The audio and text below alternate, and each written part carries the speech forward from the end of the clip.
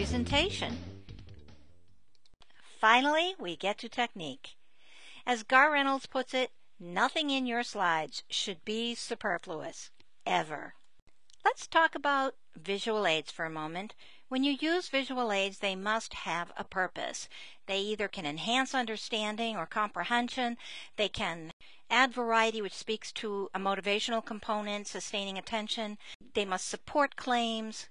They can illustrate complex ideas or supplement the presentation, serving the audience needs, not yours as a speaker. The bottom line is keep it simple and clear. Using visual aids as glitz, for example, pure distraction, and what you have is an ineffective presentation. Now think about that oral presentation you may have to give pretty soon. What are the things you have to remember? First, you need to build rapport. You can build rapport even before you start your presentation by mingling with the audience members ahead of time, perhaps learning a few names. This also gives you the opportunity to reinforce your audience assessment. We talked about audience earlier. Building rapport is important because people want to listen to the people that they like. So when you introduce yourself, make sure they understand why it's important to listen, what you have for them. When you get their attention, you can build even more rapport and then introduce the topic. You can try to get their attention in numerous ways. For example, you could tell a little story to begin with. You could start with humor, sometimes presenting a startling statistic they may be unaware of is a good way. Presenting or doing some kind of an activity that makes the audience have to think. Inviting participation from the beginning and getting their responses. These are all good ways of gaining attention at the beginning. Next, you have to clearly define your topic. Make sure that you have some clear parameters for the content that you will cover in the specified amount of time. Present a quick overview. And present the main points with their evidence. This is where you're going to be presenting the supporting evidence, presenting your examples, and asking questions from your audience and getting feedback. Finally, concluding your presentation. The goal here is to inform your audience that you're going to close your presentation.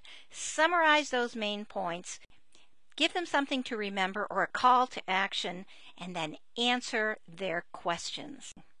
Your presentation style is worth practicing.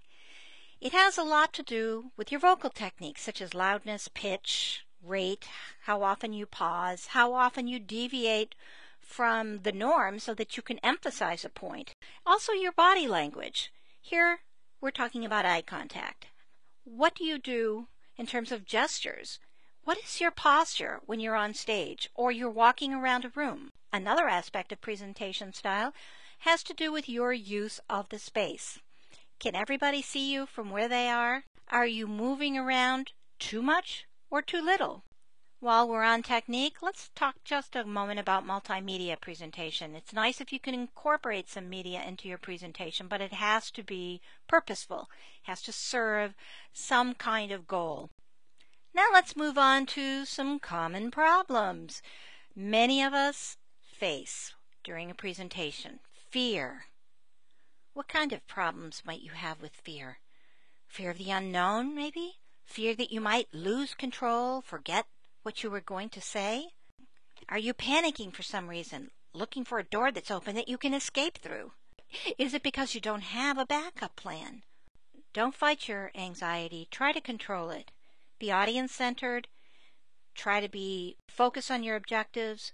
Try to make fun for the audience and fun for yourself, and try to keep within the time frame. I don't know if you know this, but the greatest fear of Americans is, what do you think?